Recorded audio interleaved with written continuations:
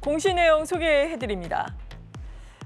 롯데 배터리 머티리얼스 USA가 일진 머티리얼스 주식 2,457만 8천여 주를 늘려 53.3%의 지분이 증가했습니다. 대주주 박영옥 씨가 디지털조선의 주식 203만 9천여 주를 늘려 55억 원의 지분이 증가했습니다. 한전 KPS가 한국수략원자력과 719억 원 규모의 21년도 신고리 3, 4호기 기전설비 정비공사 공급 계약을 체결했습니다. LG화학이 국내 기업 최초로 FDA 승인 신약을 보유한 미국 혁신항암제 기업 아베오를 8,131억 원에 인수합니다. 네, 오늘도 타키오 뉴스의 조호진 대표와 함께하겠습니다. 어서 오세요. 예, 안녕하세요. 네, 오늘은 어떤 공시 내용 자세하게 짚어볼까요? 예, 먼저 한전 KPS를 보도록 하겠습니다. 네. 한전 KPS가 이제 추가로 수주를 했다고 이제 어저께 장 마감 이후에 공시를 했는데요.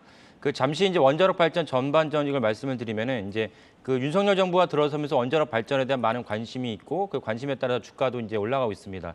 그 전체 원자력 발전을 갖다가 운영하는 건 이제 한수원이고요.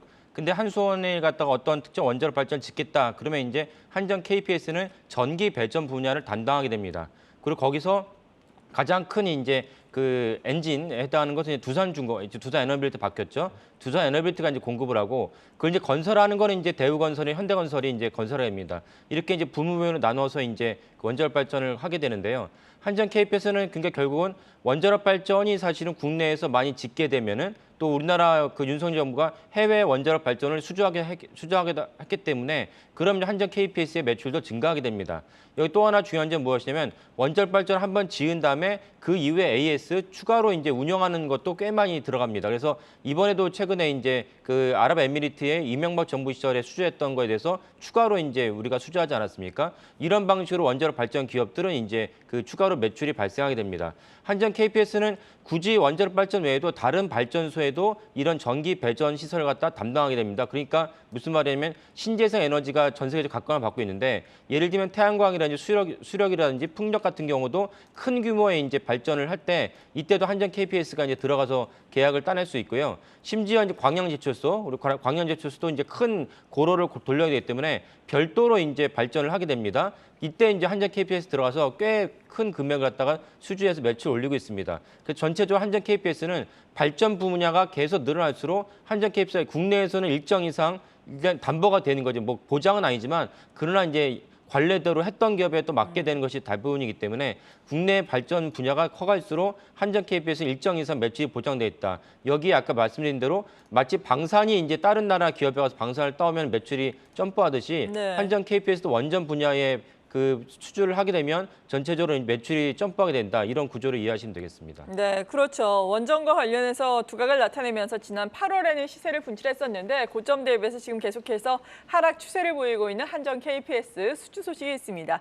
일단 바닥을 찍고 약간은 올라서고 있는 분위기입니다. 계속해서 LG화학 오늘 최대 이슈였는데 준비를 하셨죠? 예, LG화학이 이제 어저께 역시 이제 그 장 마감 이후에 네. 이제 아베오라는 미국의 이제 그 신장암을 그 FDA 승인을 받은 기업을 무려 8천억이 넘는 금액으로 인수하겠다고 공시를 했습니다. 그러니까 사실은 이제 지금 달러가 1,200원대에서 1,400원으로 높아졌기 때문에 전체 금액이 높아진 것으로 보이긴 하는데요. 그럼에도 불구하고 LG화학은 결단을 내린 것입니다. 그러니까 아까 말씀드린 대로 만약에 달러 가치가 1,200원이었다면 훨씬 부담이 덜었을 텐데 그럼에도 불구하고 이 기업을 인수해야겠다라고 결단을 내린 것입니다.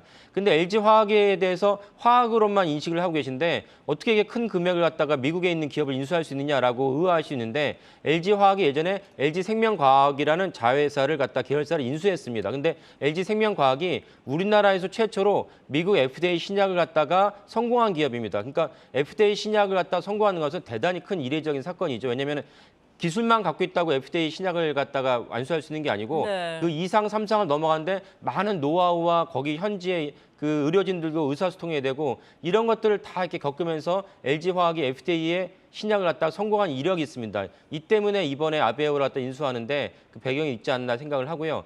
여기에 또 하나 이제 주목해야 될 점은 사실은 이제 그 재작년에 LG화학이 이제 지금 LG 에너솔루션을 이제 분사하면서 전체적으로 많은 투자가들의 원성을 받았는데요. 그럼에도 불구하고 LG화학이 여전히 2차 전지 분야에서 또 다른 사업을 하고 있습니다. 양극재죠. 양극재를 하고 있는데 양극재가 한 2년 정도 지나면은 국내 기준 한 2위권 정도로 양극재 생산 규모를 갖추게 됩니다.